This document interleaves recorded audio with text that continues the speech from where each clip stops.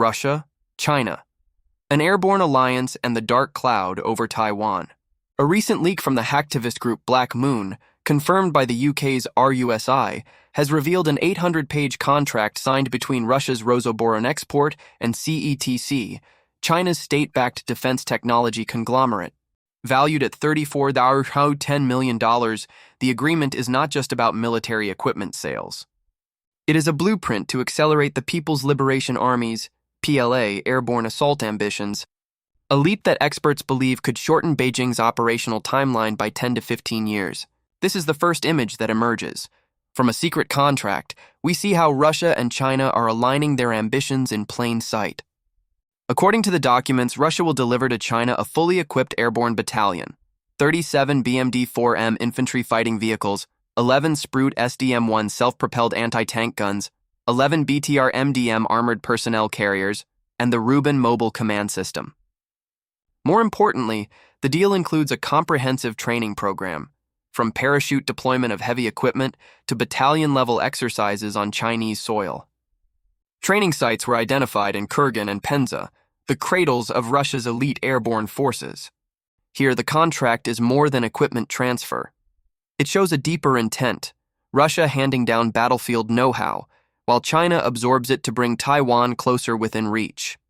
RUSI suggested a chilling scenario.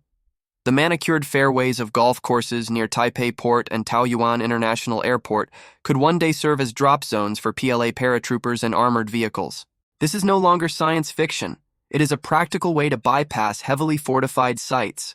Special forces could then seize airports, harbors, or even attempt a decapitation strike on Taiwan's political center.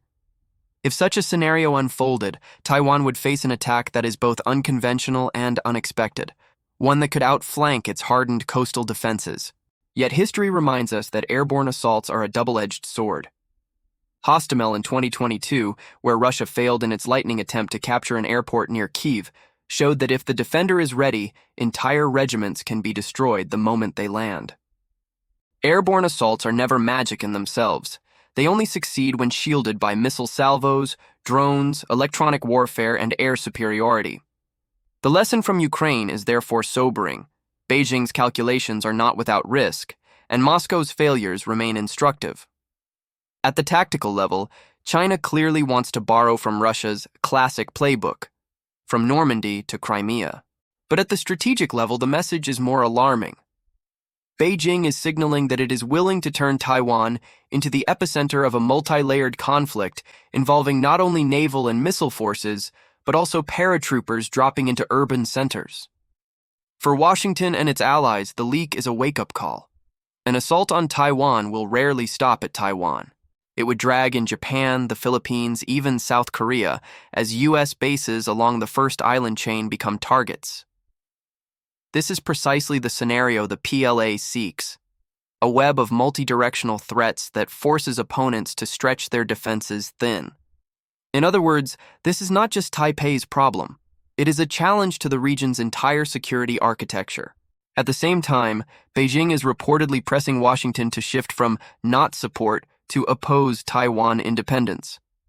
The difference may sound like a matter of diplomatic nuance, but in psychological warfare, it is a heavy blow. If the U.S. is seen as backing down, Beijing can exploit it to sow doubt. Will Washington abandon Taipei when the shooting starts?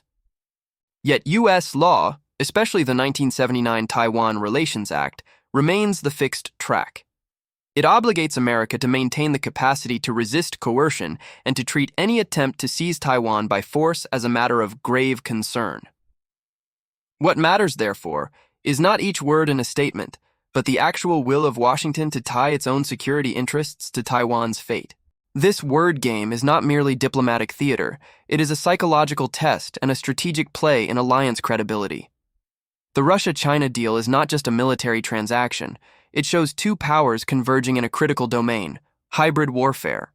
Russia contributes battlefield scars from Ukraine. China provides financial muscle and industrial scale. Together, in Washington's eyes, they are collaborating to test the credibility of U.S. commitments in the Asia-Pacific. At this level, the 800-page contract becomes more than paperwork. It becomes a symbol of a new axis of power taking shape. Will golf courses really become drop zones? Perhaps not yet, or perhaps never. But the fact that such a scenario now appears in a mainstream defense report is enough to force Taipei, Tokyo, and Manila to redraw their defense maps.